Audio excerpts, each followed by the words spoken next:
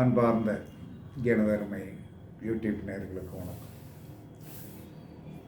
லைஃப்பில் எல்லோரும் நல்லா இருக்கணும், கணவன் மனைவி ஒற்றுமையாக இருக்கணும், குடும்பத்தில் சண்டை சச்சரவு இல்லாமல் இருக்கும். இதற்கு ஏதாவது ஜோதிடத்தில் தீர்வு இருக்கா? நம்ம பரிகாரம் பூரா என்ன சொல்லணும்னா நீங்களே செஞ்சுக்கலாம்.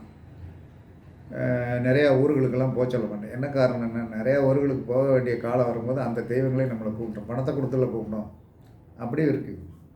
அப்போ நீங்கள் என்ன செய்யணும், லைஃப் நல்லா இருக்க எப்பயுமே அதாவது குடும்ப தம்பதி சகிதமாக இருக்கின்ற படம் இருக்கு இல்லையா, தம்பதி சகிதமாக. இப்போ சிவன் பார்வதி முருகன் பிள்ளையார் சேர்ந்து இருக்கக்கூடிய குடும்ப சகிதமான படம் வீட்டில் வச்சு வழிபாடு பண்ணலாம்.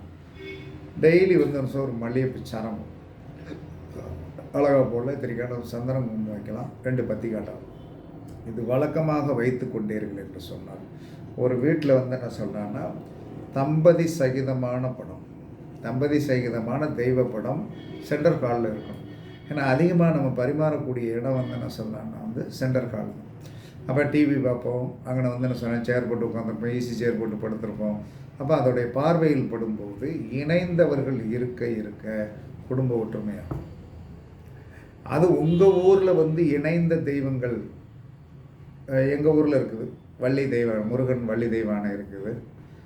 உங்கள் ஊரில் என்ன சாமி இருக்கிறதோ, அது என்ன பிரபலமாக இருக்கோ அந்த ஃபோட்டோ உங்கள் வீட்டில் இருக்கணும். நீங்கள் இருக்குது திருப்பதியில் இருக்கிற பாட்டு போய் ஸ்ரீரங்கம் இதெல்லாம் வாங்கி வச்சுருப்பீங்க. அதெல்லாம் அந்த ஊர் சம்மந்தப்பட்டது. நம்ம போய் விருந்தாளியை போய் கும்பிடுறோம். உங்கள் வீட்டு உங்கள் ஊர் தெய்வம் தான் உங்களுக்கு யோகத்தை நிறையா கொடுக்கும். இதெல்லாம் உங்கள் ஊர் தெய்வம் உங்கள் அப்பா மாதிரி, உங்கள் தாத்தா மாதிரி. இன்னும் ஊர் தெய்வம் என்ன சொன்னான்னா, ஒரு விருந்தாளியாக போயிருக்கோம், வாங்க என்ன வேணும், சரி 2 நாளைக்கு இருந்துட்டு போங்க, இவ்வளோ தான் அதோடைய வைப்ரேட் பவர். உங்கள் ஊர் தெய்வம் என்பது நிரந்தரமாக சோறு போடக்கூடியது. இது யாராவது நீங்கள் என்ன சொன்னான்னா, சரி எங்கள் ஊரில் பெருசாக இல்லையா அப்படின்னா, பக்கத்தில் என்ன சொன்னான்னா ஒரு பெரிய டவுனில் இருக்கிறது.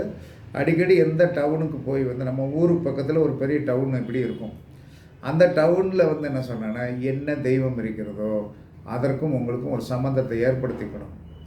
இதெல்லாம் என்ன சொல்லணும், உங்களுடைய வாழ்க்கையை நல்ல வழிமுறைக்கு கொண்டு வரும். அப்போ என்ன சொல்லணும், குடும்பத்தில் சென்டர் ஹாலில் எப்பயுமே குடும்ப சகிதமாக இருக்கின்ற தெய்வத்திற்கு என்ன சொல்லலாம்னா பெண்கள் வெள்ளியும் செவ்வாயும் என்ன செய்யணும், மல்லிகைப்பூ சரம் போடணும்.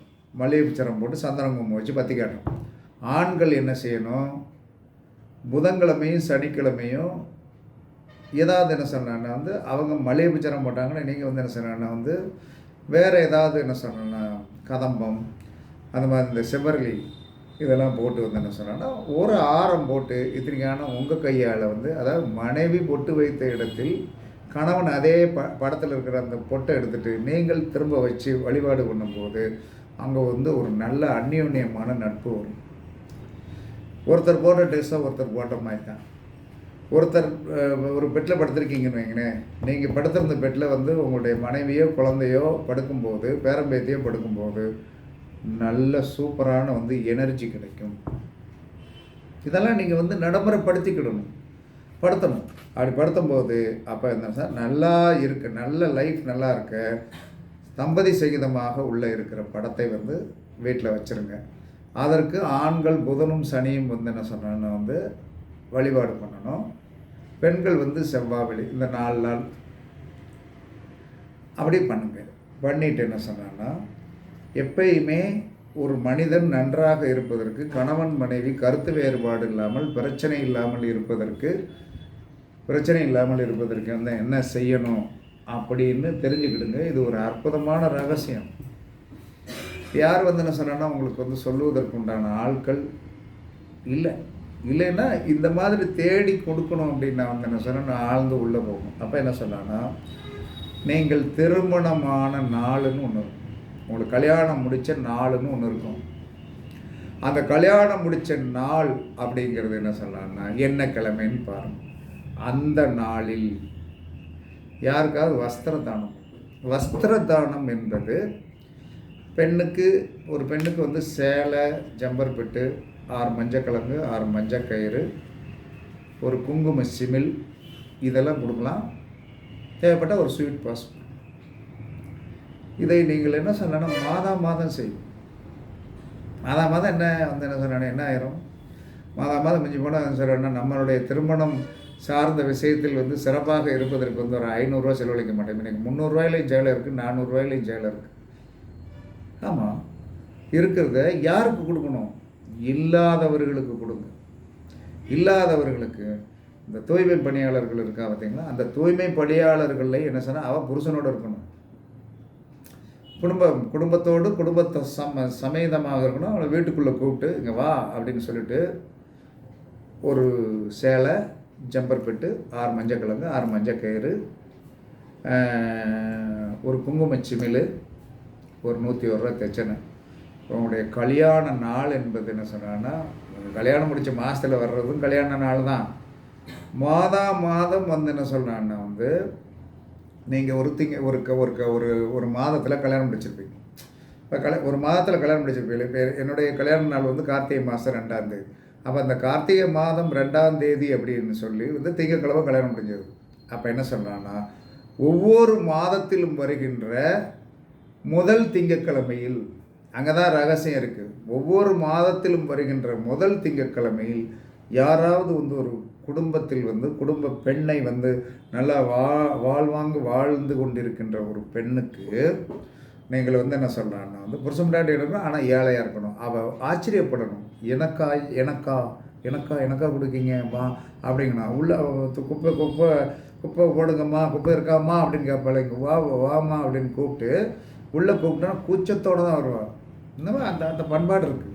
உள்ளே கூச்சத்தோடு வர்றவளை கையெல்லாம் வந்து அந்த சொன்னான்னா வந்து உரகிற மாட்டிட்டு அதில் வெளியே போட்டு வா அப்படின்னு சொல்லிட்டு உங்கள் வீட்டு சென்ட்ரு காலில் வச்சு ஒரு சின்ன தாம்பாளத்தில் ஒரு சேலை, ஒரு ஜம்பர் பெட்டு, 6 மஞ்சக்கிழங்கு, 6 மஞ்சக்கயிறு, ஒரு குங்கும சிமிழ், 101 தச்சனை வச்சு நான் சொன்னேன். நான் வந்து கணவன் மனைவி சேர்ந்து வாங்கிக்கோ அப்படின்னு கொடுங்க. ஒரு ஸ்வீட் பாக்ஸ் வச்சுருங்க. அவள் அடைகின்ற சந்தோஷத்திற்கு வந்து அளவே இருக்காது. நமக்கு இப்படி கொடுத்துட்டாங்க அப்படின்ட்டு. அப்போ இந்த மாதம் நம்மளுடைய சந்தோஷத்திற்காக ஒரு மனிதன் வந்து என்ன சொல்கிறான்னா வந்து உங்களுடைய திருமண மாதத்தில் வந்து அது எத்தனாவது வாரத்தில் நடந்ததுங்கிறதுக்காக நான் சொல்லிட்டேன். இப்போ கார்த்திகை மாதம் 2ஆம் தேதி அப்படிங்கும்போது முதல் திங்கட்கிழமை அது. அப்போ மாதம் வருகின்ற வந்து என்ன சொன்னால் திங்கட்கிழமையில் வந்து என்ன சொன்னான்னா தமிழ் மாதத்தின் திங்கட்கிழமையில் நீங்கள் வந்து 500 செலவு பண்ணிங்கன்னா நீங்கள் வந்து குடும்பத்தில் பிரச்சனை இருக்காது, நல்லா இருப்பீங்க. அது வந்து உங்களுக்கு ஒரு பெரிய வெற்றியை தரும். இதை செஞ்சு பாருங்கள். 100% உங்களுடைய திருமண லைஃப் வந்து என்ன சொல்லலாம்னா 50 திருமண நாள் கொண்டாடுவீங்க. 50 திருமண நாள். சரி, இதை விட எனக்கு கொஞ்சம் வசதி இருக்குது அப்படின்னா ஒரு பெண்ணுக்கு தானே சேலை, ஜம்பர் பெட்டு, 6 மஞ்சக்கிழங்கு, 6 மஞ்சக்கயிறு, ஒரு வந்து என்ன சொன்னான்னா குங்கும சிமிழ் ப்ளஸ் வந்து ஒரு 101 தச்சனை கொடுக்கும், ஒரு ஸ்வீட் பாக்ஸ் கொடுக்கும். அவளுடைய வீட்டுக்காரனுக்கு ஒரு வேஷ்டி துண்டு, நல்ல அழகான வேஷ்டி துண்டு சேர்த்து எடுத்து கொடுங்க. என்ன நடக்கும்? உங்கள் குழந்தைகள்லாம் நல்லாயிருக்கும். இந்த மாதிரி வந்து நம்ம எப்படியெல்லாம் இருக்கணும்ன்ட்டு வந்து நம்ம முன்னோர்கள் வந்து விவரமாக சொல்லி வச்சுட்டு போயிட்டாங்க. ஆனால் நம்ம தான் என்ன செஞ்சிட்டோம்னா அதை கடைப்பிடிக்காமல் நீங்கள் எங்கெங்கேயும் என்னென்னையும் செலவு, வெட்டி செலவில் எல்லாம் செஞ்சுட்டே இருப்பீங்க. இதெல்லாம் செய்ய வேண்டிய செலவுகள். மாதம் உங்களுடைய திருமணமான தமிழ் மாதத்தின் எந்த கிழமை எந்த தேதியில் நடந்ததோ அது 2ஆவது வாரமா, 3ஆவது வாரமா, 4ஆவது வாரமா, அந்த நாளில் வந்து என்ன சொல்கிறேன்னா வந்து நீங்கள் செய்யணும். ரைட். 2ஆவது, ஒவ்வொரு மாதமும் உங்களுடைய திருமணம் அப்படின்னு சொல்லக்கூடிய அந்த நாள் வந்து எத்தனாவது வாரமோ, முதல் வாரமா, 2ஆவது வாரமா, 3ஆவது வாரமா, அன்னைக்கு கண்டிப்பாக என்ன சொல்கிறேன்னா உங்கள் வீட்டில் வந்து என்ன சொன்னேன்னா பாயாசம் கண்டிப்பாக வந்து என்ன சொன்னான்னா வந்து இனிப்பு பாயாசம் தயாரித்து என்ன செய்யணும், நிவேதானமாக நம்ம பூஜை ரூமில் வச்சு கணவன் மனைவி குழந்தைகள்லாம் அன்னைக்கு ஒவ்வொரு மாதத்திலும் வந்து என்ன சொன்னேன்னா இந்த மாதிரி அற்புதமான விஷயங்களை செஞ்சுக்கிட்டிங்கன்னா வாழ்க்கை சொர்க்கபுரியாக மாறும் என்று சாஸ்திரம் சொல்லி, நான் சொல்லலை, சொர்க்கபுரியாக மாறும். கணவன் மனைவி அந்யோன்யம் இருக்குது. கணவன் மனைவிக்குள் ஒற்றுமை இருக்கும், கணவன் மனைவிக்குள் வந்து பிரச்சனை இருக்காது.